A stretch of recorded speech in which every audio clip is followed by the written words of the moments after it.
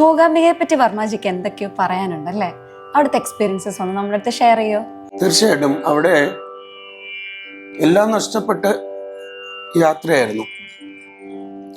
കണ്ണൂരുള്ളൊരു ചെറിയമ്മയുടെ മോനെന്ന് ചെറിയൊരു ജോലിയാണ് ശ്രീനാഥന്. അവനെനിക്കൊരു 100 രൂപ തന്നിട്ടുണ്ടായിരുന്നു. അതുകൊണ്ടാണ് യാത്ര. ബാക്കി അവിടെ ചെന്നപ്പോൾ കുറച്ച് ചില്ലറയായിരുന്നു കയ്യിൽ. അത് അവിടെയുള്ള എല്ലാ ഭിക്ഷാന്തേക്കും കൊടുത്തു. സത്യം പറഞ്ഞാൽ എല്ലാം നഷ്ടപ്പെട്ട ഒരു സങ്കടത്തിൽ മനസ്സിൽ സംഗീതവും കുടുംബത്തെ സംഭവിച്ച വേദനകളും ഒക്കെ വെച്ച് സൗവർണികയിൽ ജീവത്യാഗം ചെയ്യാമെന്ന് വിചാരിച്ചു പോയ ആളാണ്. ഞങ്ങളുടെ വീട്ടിലൊക്കെ വർഷത്തിൽ 2 പ്രാവശ്യം തുണി എടുക്കുള്ളൂ അന്നത്തെ കാലം. ഈ ഹാൻഡെക്സ് ഒക്കെ ഉള്ള ഗവൺമെൻറ് ജോലിയാണ് എൻ്റെ അച്ഛനെ.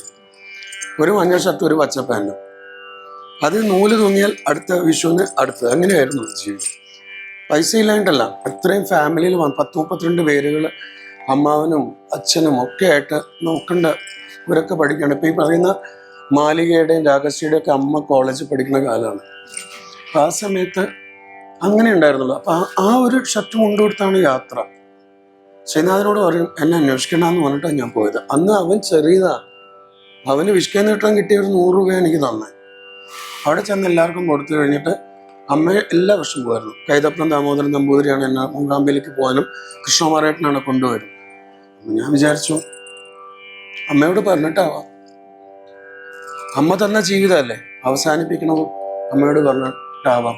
അമ്മയല്ലേ നമുക്കെല്ലാം. അമ്മ പറഞ്ഞാൽ കേൾക്കാത്ത ആട്ടിൻകുട്ടിയെ ചെന്നായി പിടിക്കുന്നു എൻ്റെ അമ്മ പറഞ്ഞെന്നൊരു ശബ്ദം എൻ്റെ മനസ്സിൽ വന്നു. അപ്പോൾ അമ്മയോട് പറയാതെ ഒന്നും ചെയ്യാൻ പറ്റില്ല. ആ അമ്മയെക്കുറിച്ചൊരു പാട്ട് പാടിയിട്ട് ബാക്കി എക്സ്പീരിയൻസ് പറയാം. ഹരിഹര സുരവൃന്ദം പോലും ഇന്നംബികേ പെരിയൊരു കനിവില്ലെന്നാകിലോ മൂകരത്രേ വരമരുളുക വേണം വാണിമാതേ നമുക്കും പരിചിനോട് പനച്ചിക്കാട്ടമരും ദക്ഷിണ മൂകാംബികെ കൊല്ലൂരമരും മൂകാംബികേ.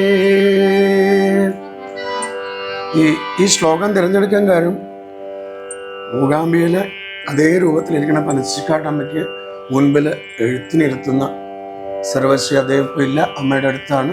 നാരായണ നമ്പൂരിയുടെ ശ്ലോകമായതുകൊണ്ട് അതെടുത്തത്. അപ്പം നമുക്ക് അമ്മയെക്കുറിച്ച് പാടാം. എല്ലാവരും ഈ ലൈവ് കാണുന്ന എല്ലാവരും കുറച്ച് നേരം അമ്മയിൽ നിന്ന് ആദിപരാശക്തി പ്രകൃതീശ്വരിയിലേക്ക് ഒരു ലയനമാണ് ജീവിതം. മരിച്ചുപോയ അമ്മമാരുണ്ട്, അല്ലെങ്കിൽ കൂടെയുള്ള അമ്മമാരുടെയും പാദം, 2 പാദം ഒന്ന് മനസ്സുകൊണ്ട് നമസ്കരിച്ച് ഈ പാട്ടൊന്ന് കേട്ടാൽ ഒരു അപേക്ഷ മാത്രമാണ്. അമ്മ മൊഴി അമൃതമൊഴി ആനന്ദത്തിൽ പ്രളയമൊഴി അതിരുകളില്ലാതെങ്ങും നിറയും മധുരം നിറയും ഹൃദയമൊഴി മൂകാംബികതൻ സ്നേഹമൊഴി.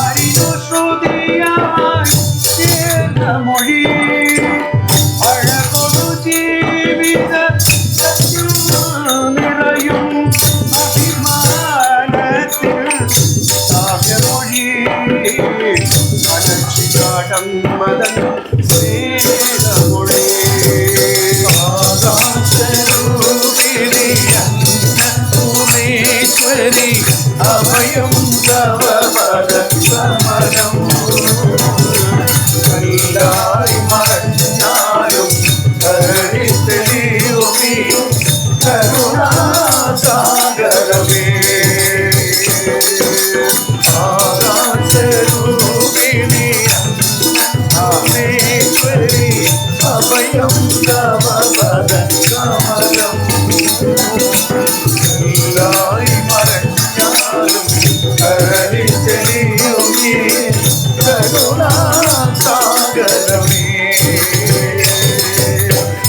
അമ്മ മൊഴി സുഹൃതമൊഴി ഏരിനു നേരായി ചേർന്ന മൊഴി അവളുണരാൻ അറിവുണരാൻ രക്തം പകരും ഭക്തമൊഴി പഴയനാടം മകൻ സ്നേഹമൊഴി അമ്മയല്ലാതൊരു ദൈവമുണ്ടോ അതിനും വലിയൊരു കോവിലുണ്ടോ അമ്മയല്ലാതൊരു ദൈവമുണ്ടോ അതിനും വലിയൊരു കോവിലുണ്ടോ അമ്മ മൊഴി ഭാഗ്യമൊഴി പ്രപഞ്ച ഹൃദയ താളമൊഴി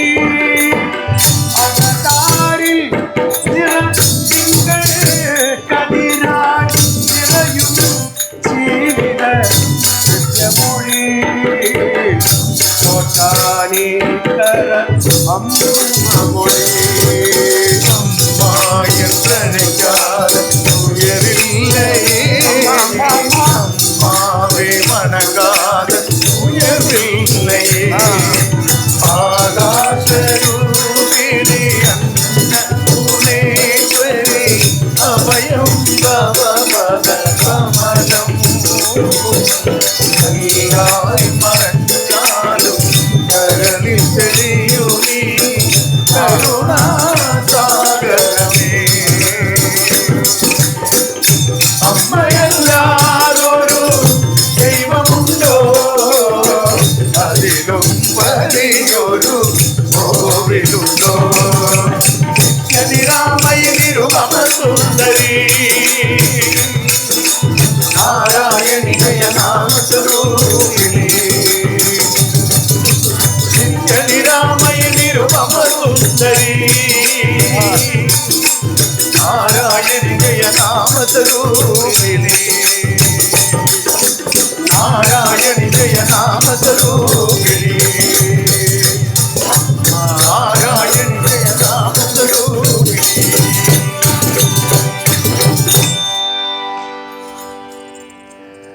മൂകാംബികയിൽ എത്തുമ്പോൾ ഞാൻ പറഞ്ഞല്ലോ ഒരു ഷർട്ടും ഒരു മുണ്ടും ബാക്കി ചില്ലറകളും ഇത് അവിടുത്തെ എല്ലാ സന്യാസിമാർക്ക് ഭിക്ഷാന്തികൾക്ക് കൊടുത്തു.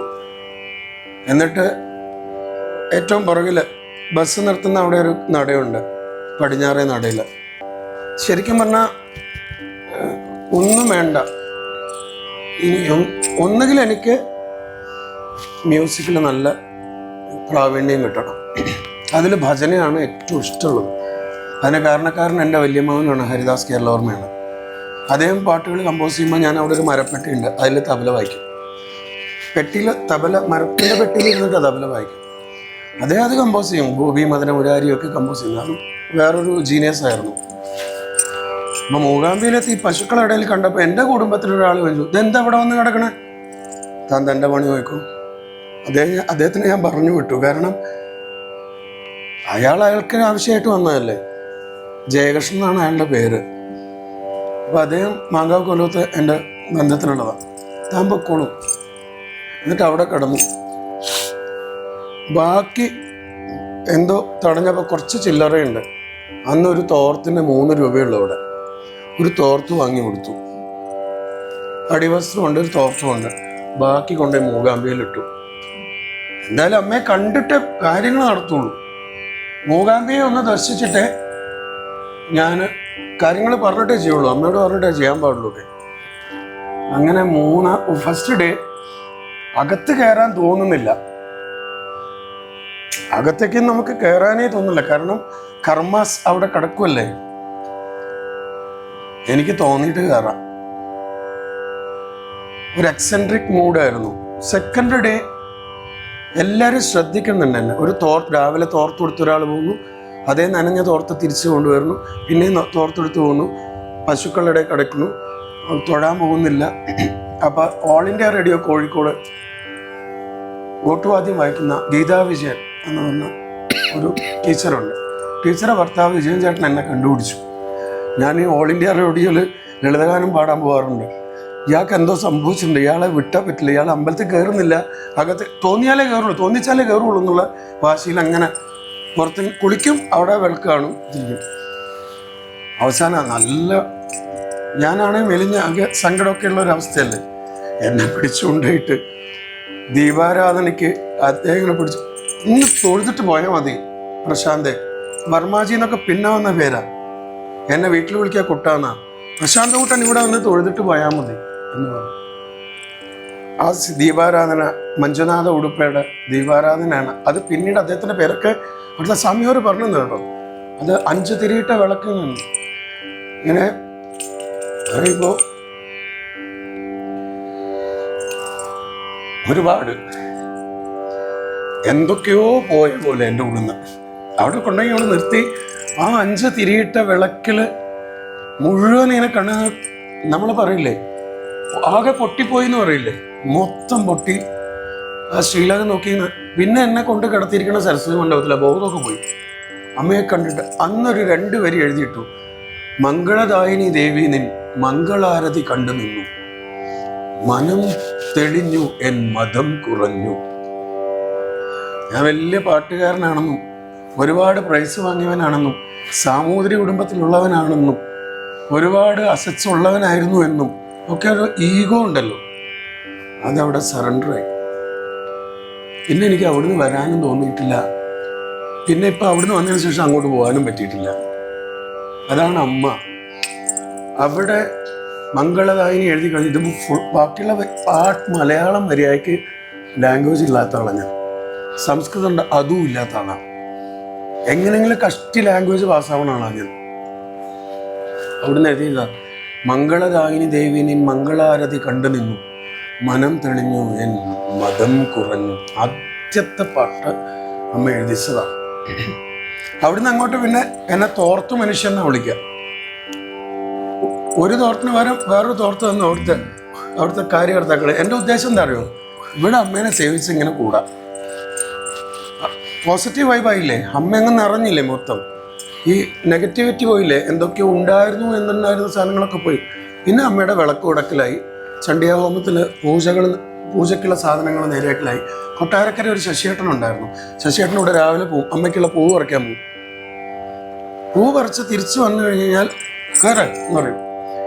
ഈ വലിയ ഫാമിലിയാണ്, ഒരു ഈഗോ ഇപ്പോഴും പെട്ടെന്നൊന്നും പോകത്തില്ലല്ലോ. അടിച്ചു വാർക്കുമായിരുന്നു പ്രകൃതീശ്വരി. അങ്ങനെ അകത്ത് കൊണ്ടുപോയി എന്നോട് പറഞ്ഞു, ഈ പൂവ് അവിടെ വെക്കാൻ. അവിടെ മൂകാംബിക ദർശനം പോയവർ അറിയാം, അമ്മയുടെ താഴെ ഒരു വ്യാളിമുഖമുണ്ട്. ആ വ്യാളിമുഖം തുറന്നാൽ അവിടെ തലേ ദിവസം പൊടിച്ചു വെച്ച ചന്ദനവും പൂക്കളുണ്ട്. അത് തൊടാനുള്ളതല്ല, അത് സേവിക്കാനുള്ളതാണ്. മഴക്കാലമായതുകൊണ്ട് ആൾക്കാരില്ലാത്തതിനെ കൊണ്ട് ധാരാളം എനിക്ക് കിട്ടും. കഴിക്കാൻ ഉച്ചയാവണേ, വിശപ്പുമുണ്ട്. അങ്ങനെ സ്ഥിരമായ ഒരു സൗവർണിയെ പോവുക, ഈ റൂട്ടീൻ ഇങ്ങനെ വിളക്ക് കൊടുക്കുന്നതിനെ കൊണ്ട് 3 ദിവസം കഴിഞ്ഞപ്പോൾ അവിടെ ഭക്ഷണം തരാണ്ടായി. വിളക്ക് തുടയ്ക്കുന്നതിനെ കൊണ്ട് എക്സിക്യൂട്ടീവ് ഓഫീസർ വന്നു, അയാൾക്ക് ചോറ് കൊടുത്തോളൂ, വലിയ ഉപകാരിയല്ലേ. ഒന്നും വേണ്ട, വിളക്ക് തുടച്ചാൽ മതി, ചണ്ഡിയാഹോമത്തിനുള്ള സാധനങ്ങൾ ഒരുക്കിയാൽ മതി. 24 hours മൂകാംബിയിൽ തന്നെ അങ്ങോട്ട് സെറ്റായി ജീവിതം. അമ്മയെ വിട്ടുപോകാൻ പറ്റാത്തൊരവസ്ഥയായി. ഇന്ന് കുടജാദ്രി പോകണമെന്ന് പറഞ്ഞു. കൃഷ്ണകുമാർ എന്ന് പറഞ്ഞൊരു ചേട്ടൻ ആനച്ചമ്മ ഉണ്ടാക്കില്ലേ തൃശ്ശൂർ, പുള്ളി ഏകദേശം എക്സെൻട്രിക് ആയിട്ട് എന്തൊക്കെയോ നഷ്ടപ്പെട്ട് വന്നു. നമുക്ക് രണ്ടാം കൂടെ പോകും, നമ്മുടെ നടന്നുപോയി.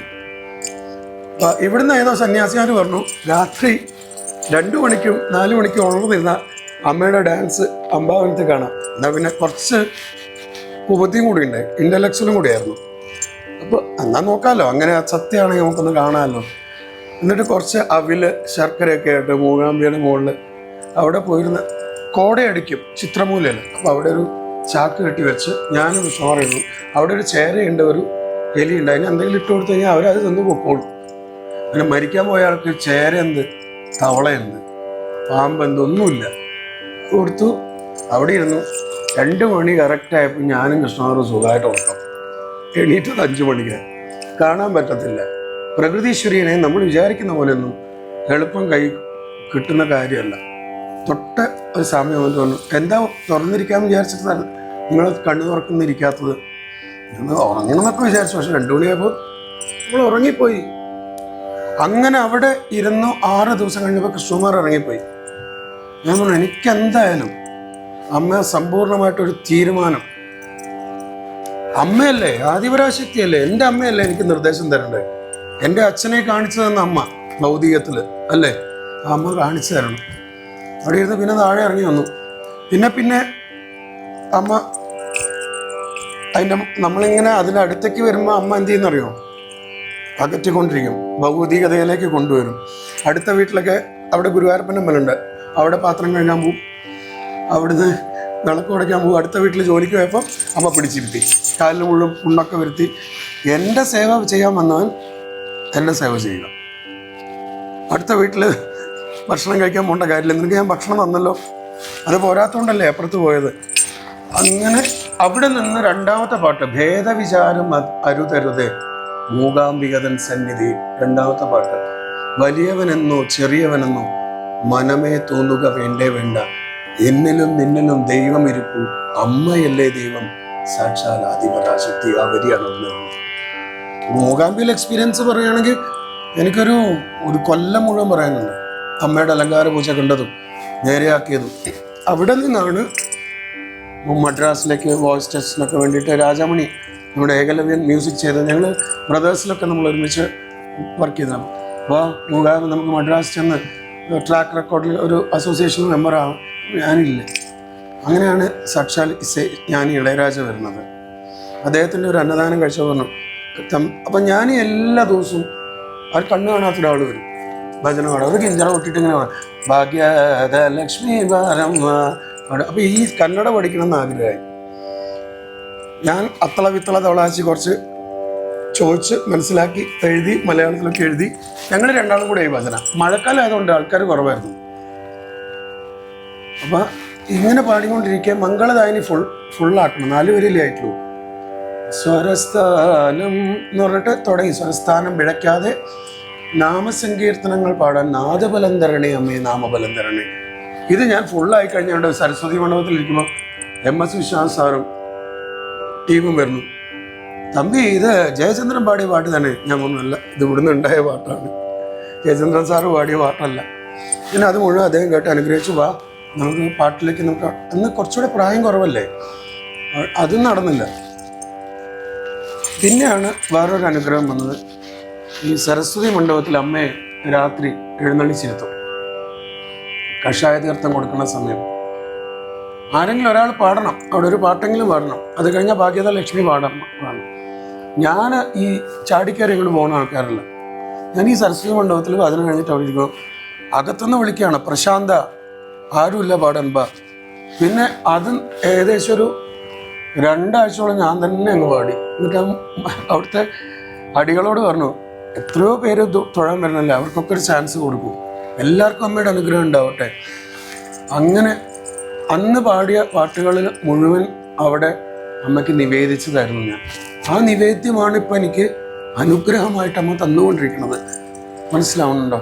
അപ്പോൾ ഓരോ പ്രേക്ഷകരോടും ഓരോ ശ്രോതാക്കളോടും പറയുന്നത്, മൂകാംബികയിൽ ഒരിക്കലെങ്കിലും പോയി വെറുതെ ഇരുന്നാൽ മതി. പ്രകൃതീശ്വരിയാണ്, വെറുതെ ഒന്നിരിക്കുക.